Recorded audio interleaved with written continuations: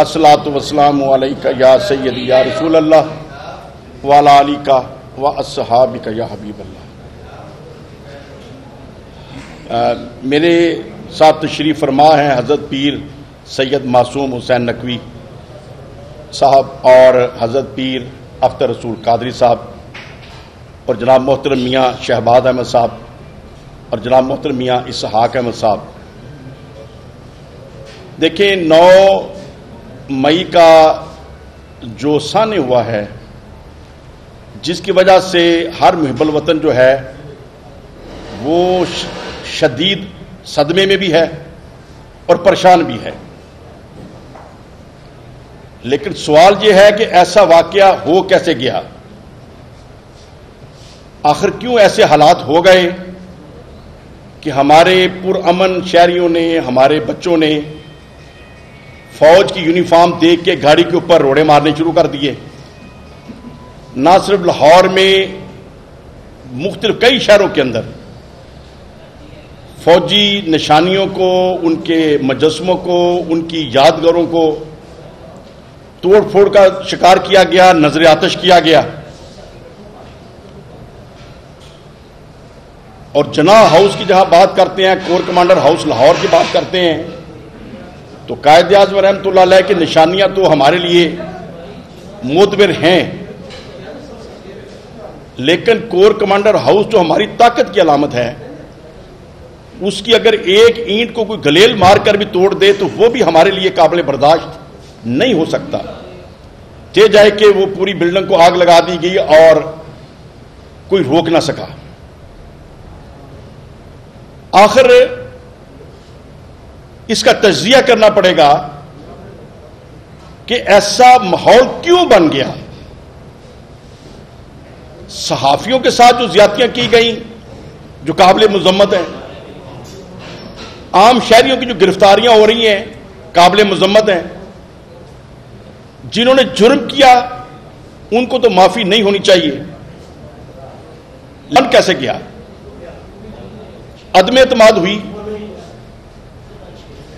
پاکستان تحریک انصاف کی گورنمنٹ کے خلاف۔ میں بھی جب سے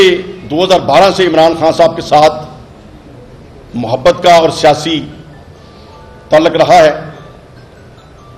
باوجود اس کے کہ مسلم لیگ نون کے پلیٹ فارم سے ممبر صوبائی اسمبلی ہو گیا، لیکن عمران خان صاحب سے میری محبت جو تھی وہ کم نہ ہوئی اور تعلق بھی ان سے قائم رہا۔ اور جو لوگوں کے اندر ایک شعور پیدا ہوا کہ ایک نئی پارٹی کو لوگوں نے عزت دی، لیکن ایک تو سوال دانشوروں کے آگے یہ ضرور میں رکھنا چاہوں گا کہ جب عمران خان صاحب کی حکومت تحریک انصاف کی تھی، پنجاب میں اور خیبر پختونخوا میں حکومت تحریک انصاف کی تھی، تو کیا وجہ تھی کہ تقریباً ہر ضمنی الیکشن تحریک انصاف ہار رہی تھی؟ جب ہر الیکشن ہار رہے تھے، یہ اٹ سیلف ایک سوالیہ نشان ہے کہ آخر کون سی ناکامیاں تھیں اور کون سی ایسی چیزیں تھیں کہ پبلک مایوس تھی اور خان صاحب رائے عامہ کو مزید نہ بڑھا سکے یا جو تھی اس کو قائم نہ رکھ سکے۔ شاید کچھ اور لوگوں نے بھی توجہ دلائی ہوگی، لیکن میری نظر میں واحد ہوں جس نے اسپیشل ٹائم لیا خان صاحب سے اور وزیر اعظم ہاؤس میں جا کے اس بات کی طرف توجہ دلائی، اس کے اوپر کام کرنے کا، سوچنے کا ریکویسٹ کی۔ خان صاحب نے میرے سامنے وزیر اعظم ہاؤس میں اپنے ایک ذمہ دار کی ڈیوٹی لگائی کہ شرکپور صاحب سے ٹائم بناؤ اور اس چیز کو ڈریس کرو، اور وہ میٹنگ بھی رکھی گئی۔ چودھری اعجاز صاحب کو بھی میسج آ گیا میرے حوالے سے، لیکن اس کے بعد اس کے اوپر کوئی کام نہ ہوا۔ اور پھر جب خان صاحب کی گورنمنٹ ختم ہوتی ہے تو ایسی مقبولیت پبلک کے اندر آئی کہ جو وہ بھی اپنی جگہ پہ اپنی مثال آپ ہے، لیکن جو عدم اعتماد ہوئی، جن دنوں میں بہت زیادہ قریب تھا عثمان بزدار صاحب کے بھی اور عمران خان صاحب کے بھی، اور جب بھی کبھی میں نے خان صاحب سے ٹائم مانگا پرائم منسٹر ہاؤس کے اندر، 10-15 دن کے اندر اندر مجھے کال آ جاتی تھی اور کوئی نہ کوئی ایشو جو میرے مائنڈ میں ہوتا تھا میں گزارش کر چھوڑتا تھا۔ لیکن جب عدم اعتماد ہو گئی اس دوران بھی میں ان ٹچ رہا، اور ذاتی طور پہ خان صاحب کو میں نے لاہور میں کہا کہ سر مرکز کے حالات بھی کمزور ہو رہے ہیں اور صوبے کے بھی کنٹرول سے باہر ہو رہے ہیں، زرداری صاحب جو کر رہے ہیں، شہباز شریف جو کر رہے ہیں، ان کا تو حق ہے، لیکن ہمارا حق ہے کہ ہم اپنے ساتھیوں کو اکٹھا کریں اور علیم خان صاحب کو راضی کرنا چاہیے، جہانگیر ترین صاحب کو راضی کرنا چاہیے۔ تو خان صاحب نے فرمایا کہ نہیں وہ تو کہتے ہیں مجھے چیف منسٹر بنا دیں۔ میں نے کہا سر وہ ان کی ایک الگ خواہش ہو سکتی ہے، لیکن عثمان بزدار صاحب کی ڈیوٹی لگائیں، میں ساتھ چلتا ہوں، میاں اسلم اقبال چلیں ساتھ، محمود رشید صاحب چلیں، ہم گھر جا کے منا لیں گے، اپنی طاقت تو اکٹھی کریں۔ لیکن خان صاحب نے اس کے اوپر کوئی رسپانس نہ دیا۔ بعد میں چیف منسٹر صاحب کے پیچھے پڑا رہا، 2-3 دفعہ توجہ دلائی کہ خان صاحب کو آپ کے سامنے میں نے کہا، انہوں نے اس کے اوپر لائٹ لیا ہے، لیکن یہ شدید بحران آ رہا ہے، ہمیں سمیٹنا چاہیے۔ کہنے لگے ہاں بات آپ ٹھیک کہہ رہے ہیں، تو کب چلیں؟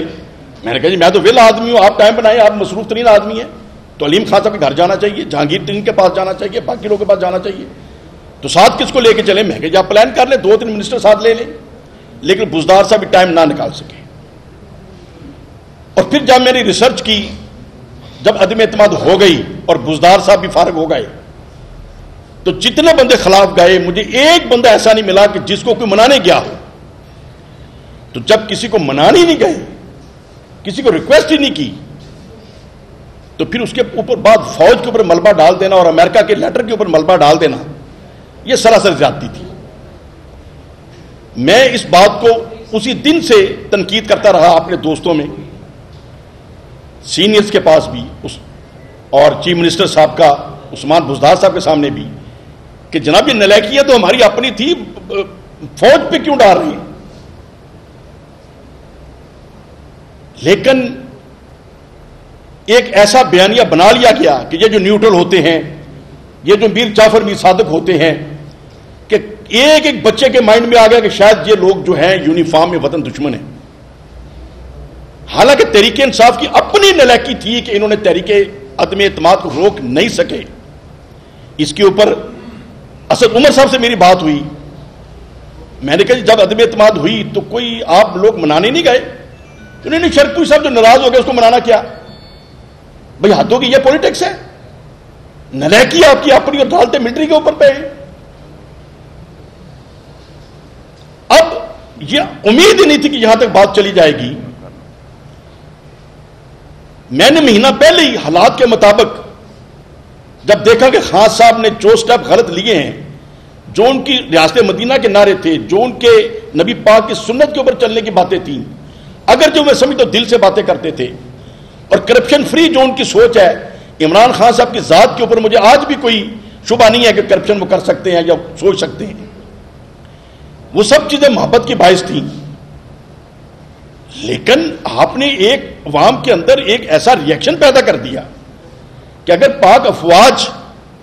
کی عزت ہم خراب کریں گے تو ہمارا تحفظ کون کرے گا؟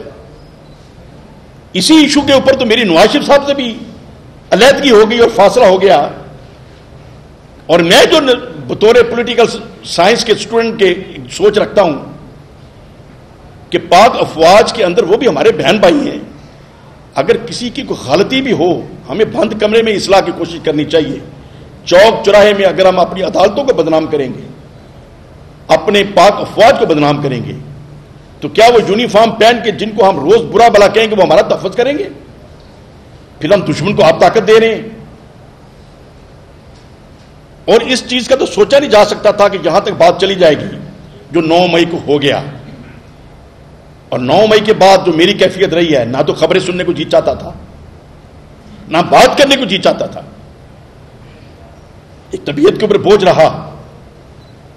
اور جب میں دوستوں سے باتیں کرتا تھا تو پھر میرے قریبی دوستوں نے یہی کہنا شروع کیا کہ آپ پہلے بھی چیزوں کے اوپر اختلاف رکھتے تھے، تو آپ کو تو پتا ہے خان صاحب مانتے تو بات ہے نہیں، بات سن لیتے عمل نہیں کرتے۔ اور پھر آج یہ جو حالات ہو گئے ہیں، ہم کس طریقے سے ان کو ڈیفینس کر سکتے ہیں اور ان کا ساتھ دے سکتے ہیں؟ تو بہرحال میں نے پھر یہ فیصلہ کر لیا کہ ہم خان صاحب کے ساتھ مزید نہیں چل سکتے۔ اور خان صاحب کو میں نے ذاتی طور پہ مہینہ پہلے مشورہ دیا کہ اگر پارٹی کو سنبھالنا ہے تو آپ سائڈ پہ ہو جائیں. اگر آپ 3 4 6 بندے بھی ایسے نہیں بنا سکے جن کے اوپر آپ کو اعتماد ہے تو پھر اتنے سال آپ نے کیا پولیٹکس کی ہے. اور اگر کوئی بندے ہیں تو ان کے اوپر ڈالیں. اور جب آپ کی طبیعت ایسی ہے کہ آپ نہ بات کمپرومائز کرتے ہیں نہ لچک دکھاتے ہیں، حالانکہ پولیٹکس کے اندر لچک بھی ہونی چاہیے، کمپرومائز بھی کرنا پڑتا ہے. شہباز شریف صاحب لیڈر آف اپوزیشن کے طور پہ گئے، آپ ہاتھ نہیں ملاتے رہے. مجھے اعتراض رہا کہ ٹھیک ہے ان کے اوپر الزامات ہیں یا ہم سمجھتے ہیں کہ ان کے اندر کوئی خامی ہوئے گی، تو جب ایک اکثریت انہوں نے چنا ہے تو قانون تو انہیں لیڈر آف اپوزیشن کہتا ہے اور آئین انہیں لیڈر آف اپوزیشن کہتا ہے، تو آپ آئینی طور پہ قانونی طور پہ اس کے ساتھ بیٹھے عزت وقار کے ساتھ. لیکن یہ باتیں جب میں اپنے کولیگس سے کرتا تھا تو مجھے کہہ دیں سب چھٹے ہیں، ان باتوں کا کیا فائدہ، تو ایویں لگے رہندی ہو. لیکن بہرحال آج جو ہو گیا اس کے بعد میں سمجھتا ہوں کہ تحریک انصاف کو خود خان صاحب نے بنایا اور خود ہی ختم کر لیا. لیکن میں عوام پاکستان، اپنے نوجوانوں کو، اپنے دوستوں کو یہ میڈیا کے ذریعے یہ سوال چھوڑنا چاہتا ہوں. بات تو شروع ہوئی تھی عدم اعتماد سے کہ یہ عدم اعتماد ان میر جعفروں نے کیا. اس کو شاہ محمود قریشی صاحب بیٹھ جائیں، اسد عمر صاحب بیٹھ جائیں، خود خان صاحب میرے سامنے بیٹھ جائیں، ثابت کر دیں کہ ملٹری کا 1% بھی رول تھا. میں خود وٹنس ہوں، 1% بھی ملٹری کا رول نہیں تھا، نیوٹرل تھے. اور نیوٹرل بھی آپ نے خود انہیں کہا پرائم منسٹر ہاؤس میں کہ سیاسی معاملات میں آپ دخل نہ دیں، ہم سیاست کو بہتر جانتے ہیں، آپ اپنے بارڈر کو سنبھالیں. کیا یہ عمران خان صاحب نے خود چیف آف آرمی صاحب کو نہیں کہا؟ جب خود کہا تو انہوں نے ایک پالیسی بنا لی، اس کے بعد آپ سنبھالنے جھکے نہیں تھے تو ساری نلاکی ان کے اوپر ڈال دی اور پبلک کے اندر ایک عجیب ایسی کیفیت پیدا کر دی کہ جس سے ایسے ایسے واقعات ہو گئے کہ آج ہم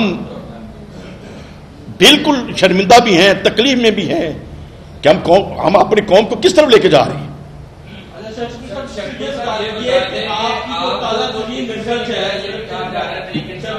ون بائی ون اس کے مطابق لوگ جو ہے وہ میٹنگ چھوڑ کے کدھر جا رہے ہیں؟ دیکھیں جیسے میری کیفیت ہے، جب میں نے سمجھا کہ میں خان صاحب کے اس سٹائل کو یا جو کچھ ہو چکا ہے، اختلاف رائے تو پہلے بھی تھا لیکن اس کا کوئی بیڈ امپیکٹ سامنے نہیں آیا تھا ان چیزوں کا. جب ایک بیڈ رزلٹ آ گیا تو نہ ہم اس کا تحفظ کر سکتے ہیں نہ اس کا ڈیفنس کر سکتے ہیں. اور پھر خان صاحب بھی بیک فٹ کو جانے کو تیار نہیں ہے تو ہم سمجھتے ہیں کہ ہم اپنے آپ کو کنارہ کر سکتے ہیں. تو اس میں میرے اپنے شرق و شریف کے جو دوست احباب یا میری جو کانسٹیچوئنسی ہے اس میں جو چند دوست روز ملتے، مشاورت کے علاوہ کسی اور سیاسی قائد سے نہ میرا کوئی مشورہ ہے نہ کوئی رابطہ ہے. اب ہر بندہ اس طریقے سے